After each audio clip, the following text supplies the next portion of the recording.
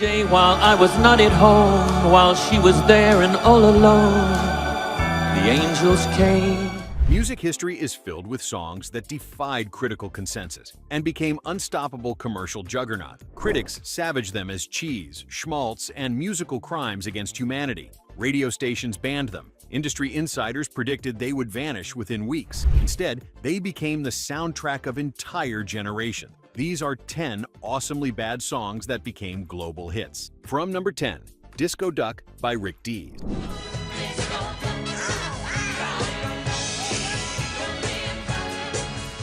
Millions of copies sold of a novelty song featuring Donald Duck impressions over a disco beat.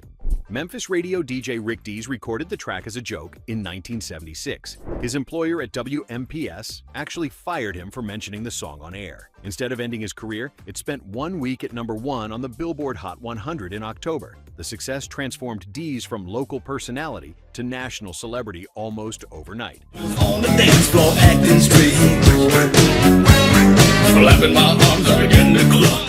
Critics dismissed it as everything wrong with the disco era distilled into 2 minutes. The quacking sound effects and ridiculous lyrics made it an instant punchline. Yet the single dominated charts worldwide, reaching top 10 in multiple countries. Dees parlayed the hit into a syndicated radio show and television hosting. The song remains a time capsule of disco's silliest moment.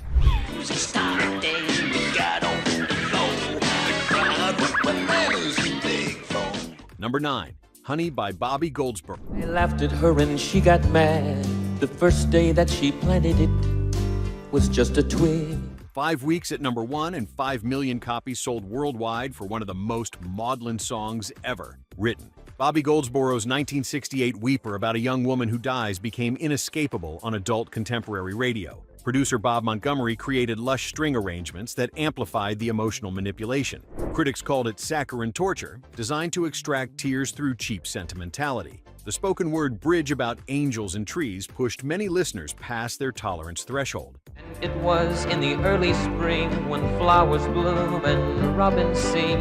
She went away. United Artists Records released the single expecting modest success with older audiences. Instead, it dominated top 40 stations and became one of the year's biggest hits. Goldsboro performed it on variety shows while choking backstage emotion. Music journalists competed to write the most scathing reviews, but audiences kept buying. The song influenced weepy balladeers throughout the 1970s despite critical disdain. It appears on virtually every Worst Songs Ever compilation decades later. Goldsboro built a comfortable career on its success, never understanding why sophisticates hated.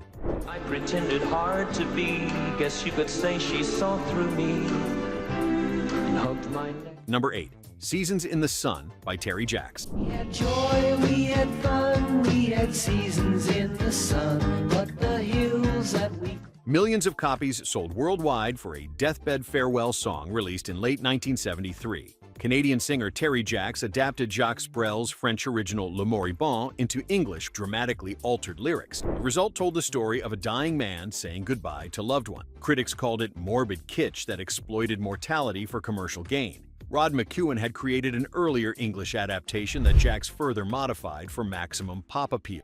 The stars we could reach with your starfish on the beach. We had joy, we had... The single spent 3 weeks at number 1 in the United States in March 1974 and topped charts in over a dozen countries worldwide. Bell Records promoted it heavily, despite negative reviews from major publications. Jacks's production featured acoustic guitars and melancholy strings that maximized emotional impact. Radio programmers reported listeners either loved or hated it, no middle ground. The song's success made Jacks a one-hit wonder who never escaped its shadow. Today it represents 1970s pop at its most polarized. Learned of love and ABC, skinned our hearts and skinned our knees. Goodbye, my friend, it's hard to die. Number 7.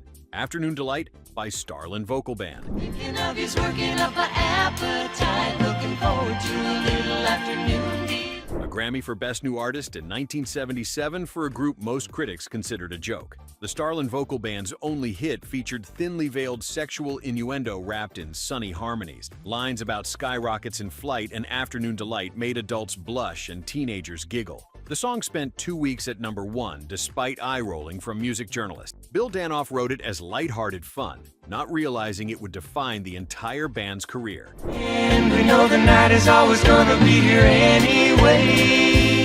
Windsong Records, owned by John Denver, released the single expecting minor success. Instead, it became the summer's biggest smash in 1976, dominating adult contemporary and top 40 formats. The Grammy win over punk and new wave acts seemed absurd to rock critics. Their variety show on CBS lasted only 6 weeks before cancellation. Follow-up singles failed to crack the top 40 as audiences lost interest. The band dissolved in 1981, leaving only this monument to 1970s soft rock cheese. Started out this morning feeling so full like I always thought a fish could not be caught who didn't.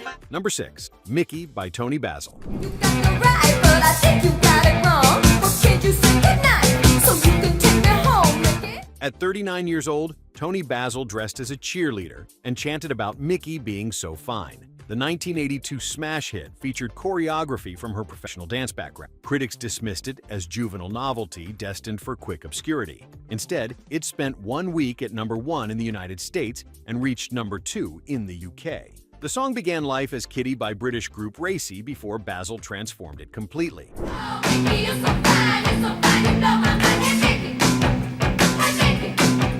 Chrysalis Records initially doubted the track's commercial potential despite the infectious. The music video pioneered cheerleader choreography that helped define the early MTV aesthetic. Basil's athletic routines and pom-poms created an MTV staple that played hourly. She never scored another top 40 hit despite multiple attempts and label support. Her career as a respected choreographer and filmmaker overshadowed the pop moment. The song remains a staple at sporting events and parties 4 decades later. You wanna pay, you don't understand. You take me by the heart when you take me by the hand. Which of these guilty pleasures did you secretly love when everyone else was mocking? Did any of these songs play at your high school dances or wedding receptions? Drop a comment and let us know where you're watching from. Number 5. Escape, the Pina Colada Song by Rupert Holmes. You like making love at midnight in the dunes on the Cape. A couple discovers they both tried to cheat by answering personal ads, then celebrate their mutual betrayal. Rupert Holmes wrote the 1979 hit as a humorous take on relationship boredom. Critics found the moral implications disturbing rather than funny. The song hit number 1, becoming the last chart topper of the 1970s and the first of the 1980s. Holmes expressed surprise that audiences missed the darker undertones of mutual infidelity. Into yoga if you have half a brain. Infinity Records released it as the lead single from his Partners in Crime album. Radio stations edited the title to Escape because programmers felt Pina Colada sounded too silly. The tropical imagery and smooth production made it a soft rock staple. Music journalists questioned why audiences embraced a song about attempted adultery. Wedding DJs played it constantly, despite the questionable message about relationship. Holmes built a successful career as a Broadway composer after his pop moment, winning a Tony Award for The Mystery and Drood. Into the same old dull routine, so I wrote to the paper. Number 4. I've Never Been to Me by Charlene. Out of places and friendly faces because I had to be free. In 1982, a 5-year-old song suddenly exploded onto charts worldwide. Charlene's melodramatic ballad about regret originally flopped as a single in 1977 before Florida DJ Scott Shannon at Tampa's WRBQ rediscovered it.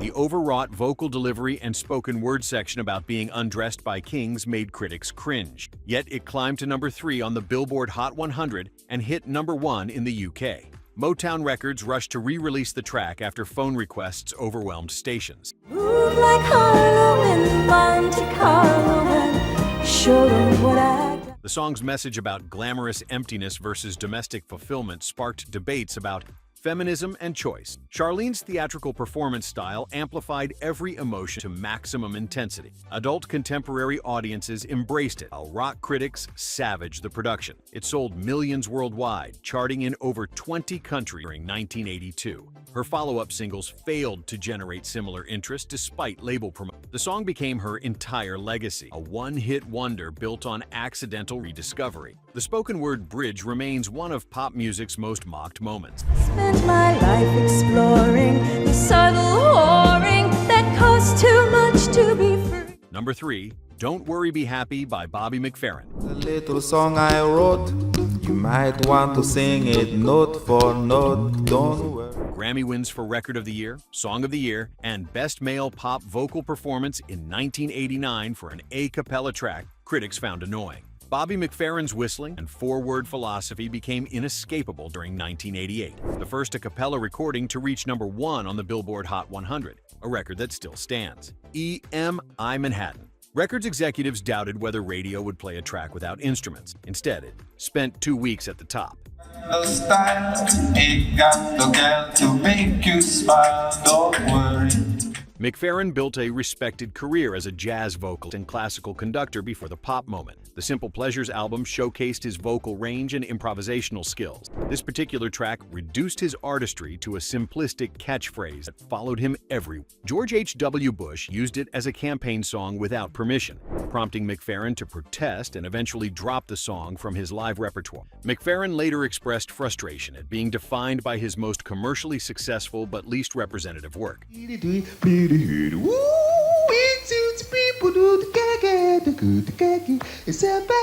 Number 2. Sugar Sugar by the Archies.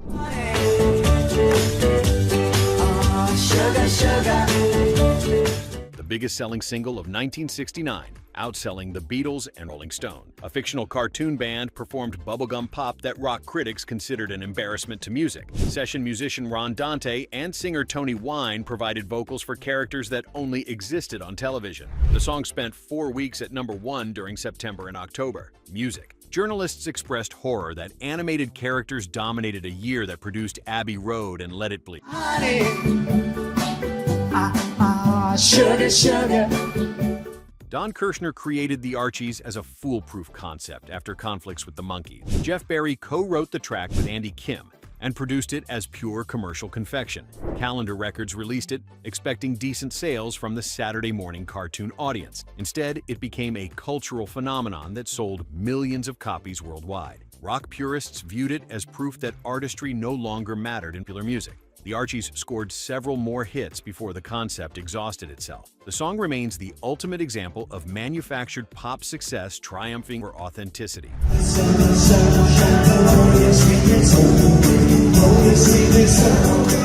Number 1. You Light Up My Life by Debby Boone. Light up my life, you give. 10 consecutive weeks at #1, setting a chart record at the time. Debby Boone's 1977 ballad became the best-selling single of the year despite critical dismissal as strictly schmaltz. Joe Brooks wrote it for a film of the same name that disappeared quickly. The song won an Oscar for Best Original Song and a Grammy for Song of the Year, while Boone herself won the Grammy for Best New Artist. Her wholesome image and pure vocal delivery connected with audiences seeking comfort in uncertain times. We hope to carry on. Warner Curb Records released it expecting modest adult contemporary success. Instead, it dominated every format. The daughter of Pat Boone and granddaughter of country star Red Foley brought family-friendly values to a pop landscape increasingly dominated by disco and punk. Critics found it saccharine and manipulative, designed to extract emotion through calculated production. When it feels so right. Radio stations played it hourly for months. Requests poured in constantly. Boone never matched that success despite multiple attempts, building a career in Christian music and musical theater instead. The song remains a wedding and funeral staple, representing 1970s sentimentality at its most sincere.